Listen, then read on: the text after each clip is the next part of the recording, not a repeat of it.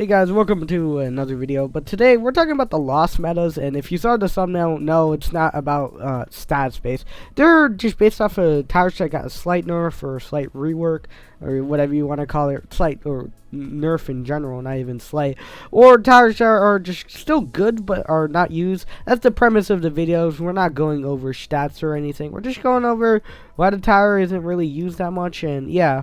But hopefully you enjoyed the video, and let's get talking. Okay, for our first and most surprising meta probably is Golden Pyro. So after its quote-unquote nerf, it's still great, don't get me wrong, but there's actually one thing about Pyro or Golden Pyro specifically, that makes it kinda bad. So it's actually not Golden Pyro itself, it's its counterpart, its predecessor, the regular Pyromancer. So you're probably wondering, how is a regular version of a tower almost better than a golden tower? If you got that almost, you would be right. See, I feel like because regular Pyro is almost on par with golden Pyro and pretty much the earlier levels, which you don't really use golden Pyro for DPS wise, so that's why you should probably use regular Pyro over this golden variant, because the golden variant, as you can see, did get a damage increase to my knowledge. No fire rate, obviously, just more burn damage. To my knowledge, it is just a golden tower that exists for $100 discount, but more expensive upgrades and more DPS. So there's really no point in using the Golden Pyro if you're just using it for its hidden and defense mounting in game modes like hardcore, or just in defense mounting in regular game modes. There's really no point to use Golden Pyro. Just get the regular Pyro and use that for defense mounting and hiddens, because regular Pyro or regular Golden Pyro back in the day had 2 damage, and I think regular Pyromancer at level 2 has 2 damage, just like the golden variant, just with more range. And if you don't really care about range and more expensive upgrades, yeah, just use regular Pyromancer. There is no point for a golden. So I don't feel myself needing to use this type of Pyromancer, because I know even though the starting price is way more different, I can just use regular Pyro, and I feel like that would just be more efficient for me. And yeah, it really sucks that Golden Pyro is getting ratioed by a regular variant of it, and it's not a bad thing, don't get me wrong, but 50,000 just for $100 discount and just better DPS. Like I said, no one used Pyro for the DPS at all, so yeah, it doesn't really matter.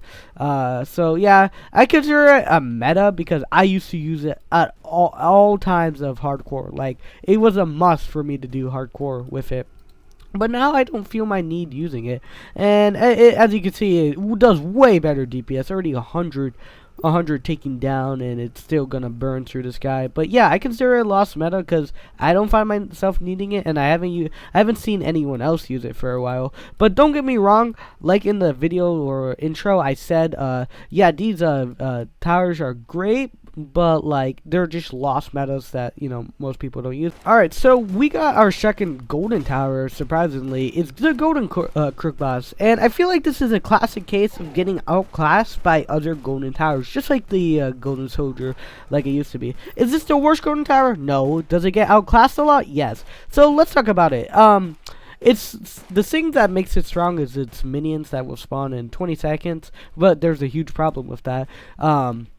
We'll talk about that later. Yeah, it could make the Golden Crook boss really strong, but TDS back then was a different game, and that's why it kind of warrants like reworks for OLED. Almost all of these towers are probably gonna get reworked. I know these 2 are guaranteed to get one at least soon.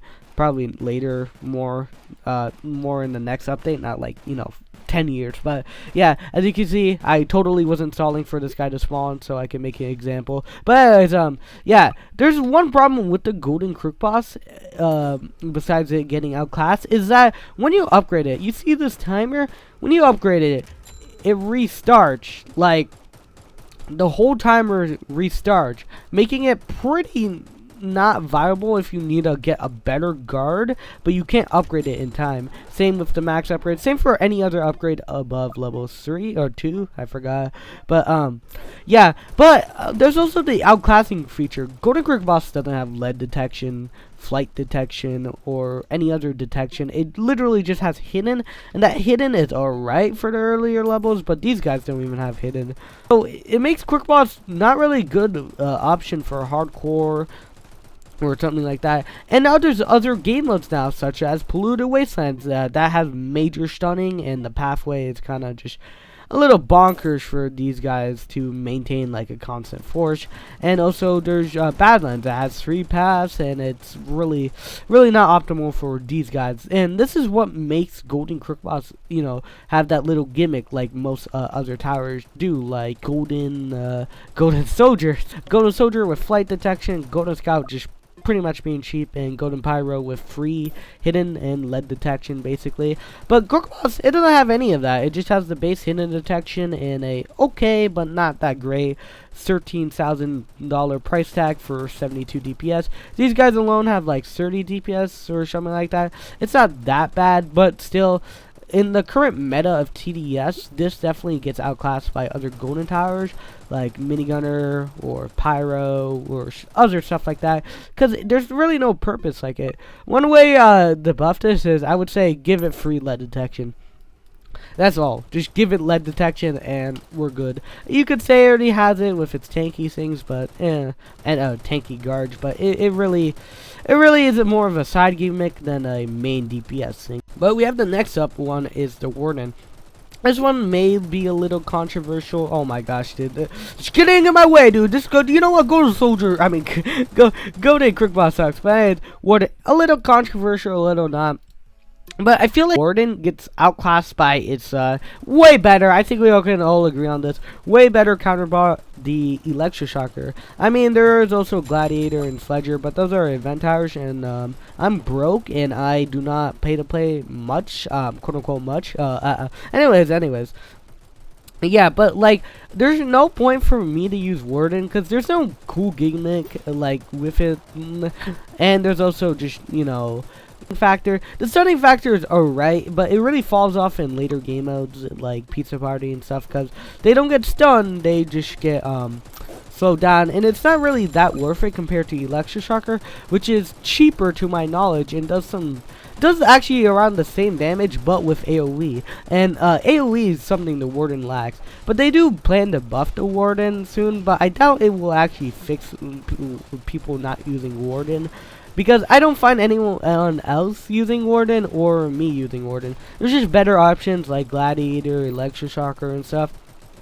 Speaking of the cool gimmicks, I know it does have cheap hidden detection, but its fire is pretty slow and mediocre.